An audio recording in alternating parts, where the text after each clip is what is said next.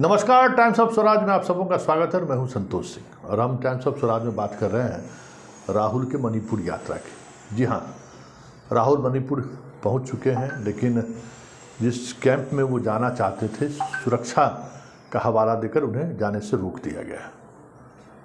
और स्वाभाविक भी है, जो माहौल है मणिपुर का, ऐसे में कोई नेता अगर किसी राहत कैंप पर जाना चाहे तो सरकार को अच्छा नहीं लगेगा। ये पहले से तय समझदारी रही है होगी कि वहाँ जाने नहीं दिया जाएगा, क्योंकि वहाँ गए तो बहुत सारी चीज़ें बाहर आएंगी जिनको सरकार छुपाना चाहती होंगी, या फिर सरकार के लिए असहज होगा जब लोग अपनी बात रखेंगे। लेकिन फ़िलहाल 2 दिनों की यात्रा पर राहुल पहुँच चुके हैं। लेकिन राहुल के मणिपुर पहुँचने का मतलब क्या? वो न नेता प्रतिपक्ष हैं, न कांग्रेस के सांसद हैं, तो कुछ भी नहीं, न कोई पार्टी पदाधिकारी हैं कांग्रेस के।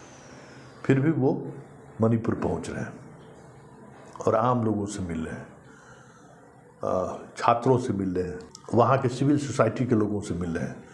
दोनों वर्ग के लोग जो प्रभावित हैं इस हिंसा से, उनसे वो उनकी मुलाकात कर रहे हैं। और बात अगर करें मणिपुर की, तो सोनिया गांधी से पहले उनको संबोधित कर चुके हैं, एक संदेश भी जारी किया था। अमित शाह ने विपक्ष की बैठक भी बुलाई थी, लेकिन उस बैठक में कोई कंक्रीट चीज़ें सामने नहीं आई। तो फिर राहुल का जाने का मतलब क्या है? सरकार अपने तरीके से इन चीज़ों को सेना और अर्धसैनिक बल के सहारे निपटाना चाहती है। और 2 महीने से जो हालात हैं, वो 130 से 40 लोगों की मौत हो चुकी है, हज़ारों लोग बेघर हैं, हज़ारों आसिया लुट चुके हैं, जो खबर वहाँ से आ रही है। 1 लाख से अधिक लोग अलग अलग शरणार्थी कैंप में रह रहे हैं। पूरी स्थिति आज भी वहाँ पे बमबारी हुई है, गोलीबारी हुई है, ऐसी खबरें आ रही हैं। लेकिन राहुल फिर भी इसी परिस्थिति में अगर राहुल गए हैं तो इसका मतलब क्या है? क्योंकि न राजनीति है, न मेघालय से न वहाँ से कोई ऐसी राजनीति साधी जा सकती है। फिर राहुल का जाने का मतलब क्या है? क्या वाकई में राहुल दिल जोड़ने गए हैं? ये भी सवाल है। और फिर वहाँ के लोगों का दिल जोड़कर इस देश की राजनीति में क्या योगदान हो सकता है?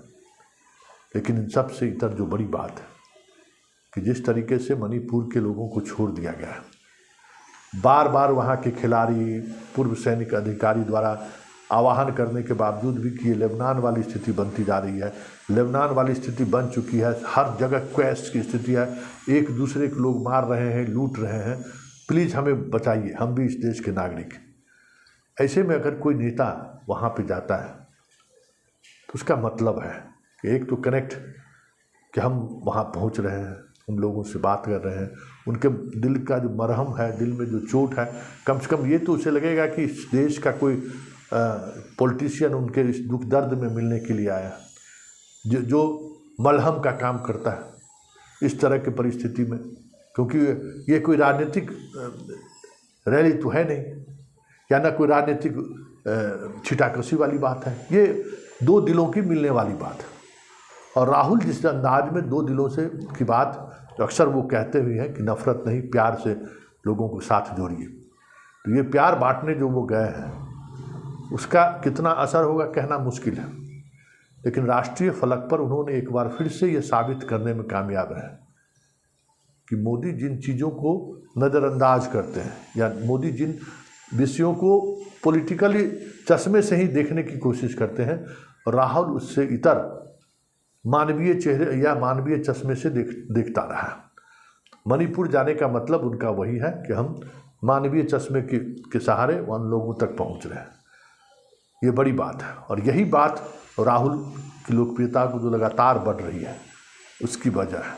और मोदी की घबराहट राहुल की इसी शैली से हो रही है, क्योंकि राहुल जिन पर आरोप लगता था करे ये पार्ट टाइम राजनीति करते हैं, वो अब इस तरीके की राजनीति करने लगे हैं कि डायरेक्ट सीधे जनता के बीच पहुंचकर उनकी बातों को समझना, उनकी बातों को सुनना, उन्हीं से के बीच रहकर उन्हीं के सवालों के सहारे जवाब ढूंढना, और उसी जवाब के सहारे फिर सवालों को घेरते हुए मोदी पर निशाना साधना। इस शैली को इस तरीके से उन्होंने, कह सकते हैं कि इम्प्रूव किया है अपने पॉलिटिकल जो उनका एक तरीका है, उसमें वही मोदी के लिए परेशानी का सबब बन रहा है।